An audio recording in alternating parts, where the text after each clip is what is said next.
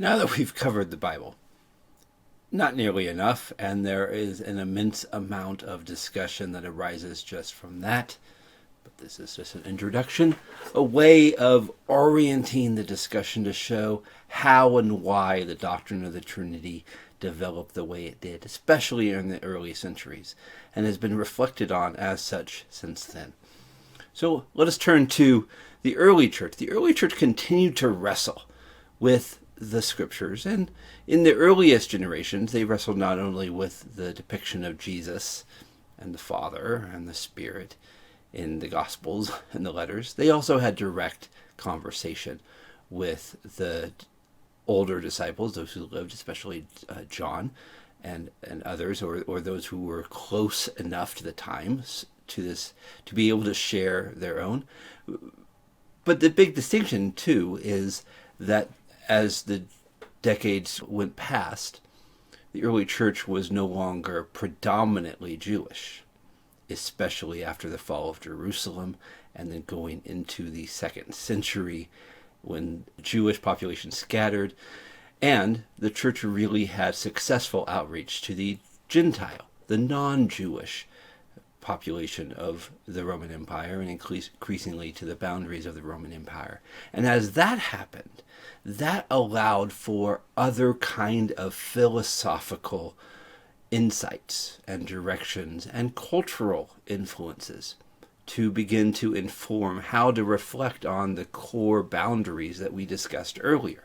So the church never went past the idea of saying God is one. But it did feel a lot more willing to engage with what does it mean to be one, and didn't have the same kind of resistance against the offshoot movement that Christianity was for Jewish leaders.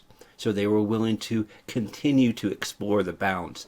And as part of this, they took very, very seriously the scriptures, not just the letters and the Gospels, but they became immensely interested and knowledgeable about the Hebrew scriptures. And so they were informed by this whole package of study.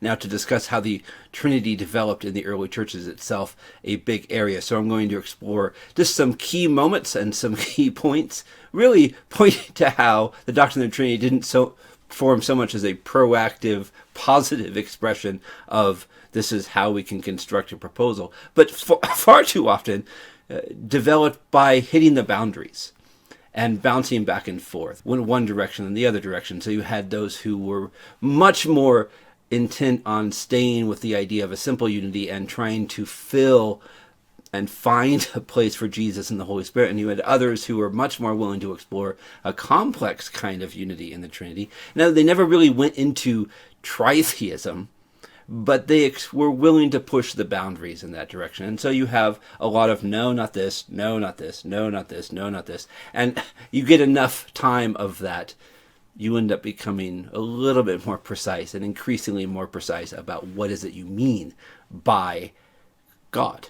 A first example is Irenaeus, who lived between 130 and 202. He was a bishop, a leader of the church, a missionary into southern Gaul, now France. So he was a pastor, a missionary, a church leader, and a theologian. His book Against Heresies is a amazing tour de force in response to some of the accusations against Christianity, how to understand and logically rebut some of the other religions of the time, and also explain what is it that Christians mean by Christianity. So there were a lot of misconceptions out there. And so he said, this is what we mean by Christianity, and this is how it's mischaracterized, or this is how you understand that religion. He talked about the Son and Spirit as two hands of the Father, which is a wonderfully expressive. So you have the Father who exists in heaven, and the Son and the Spirit working together in the engaged activity within creation, still God, but an expressive, engaged part of God. The problem with that sort of formulation is that it easily leads to subordination when taken literally. If we see God the Father as being God, well, the hands are hands. They're not like as equal God in God's own self.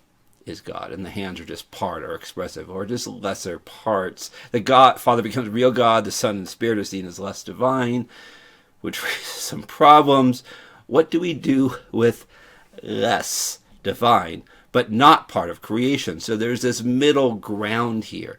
Now, for some, this middle ground became an opportunity to utilize some other kinds of philosophical insights or logical directions. But for the most part, the church said there is no middle ground. There's God, there's the divine, there's creation.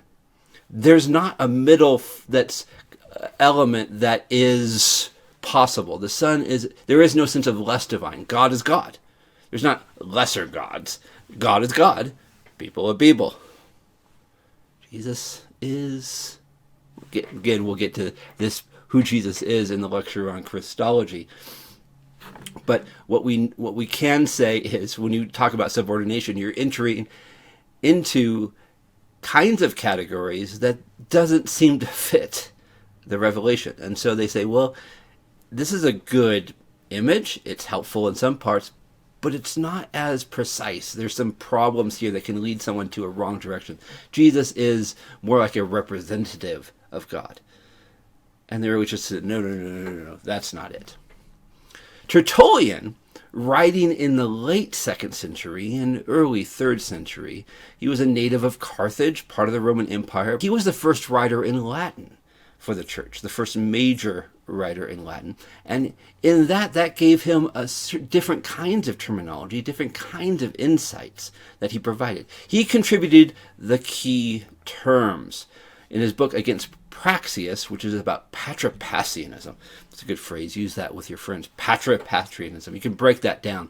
Patra, Father, passion, death, suffering. So the suffering of the Father. What that means is the early church was very resistant to the idea that the Father died or suffered on the cross. So you have the Christ's passion on the cross. The Son died. The Father didn't die. So what does that leave the Father? If Jesus is God, there is one God, then the Father should have, we can say the Father died on the cross if we were to be consistent, right? No. Those things are out of bounds, but then you have to come to terms with how they are out of bounds. How is it that we can talk about one God, Jesus dying on the cross, Jesus being God, but the Father being God, but didn't die on the cross? Those are some complicated challenges. So the customary Latin term was Trinitas. So the Trinitas, and then persona, became applied to God. Trinity means threeness. It's defended against those who believe in a simple unity. Trinity, a tri-unity. So there's three, but there's one. The threeness consists of the Father, the Son, and the Spirit, each of whom is a persona, a person. Now we have some precise language. It is not that Tertullian proposed something brand new to the Christian discourse, and from out of his hat, his Carthaginian hat, he pulled this doctrine wholesale that the church said, aha, we're going to take this and slap this on. No, he was taking long-standing discussions and used terminology. He said, here's the definition, here's the issue, here's the concern.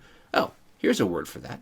Here's a word for this. And in applying words, he gave precision and orientation to this long-standing discussion that helped bring some solidifying to the doctrine.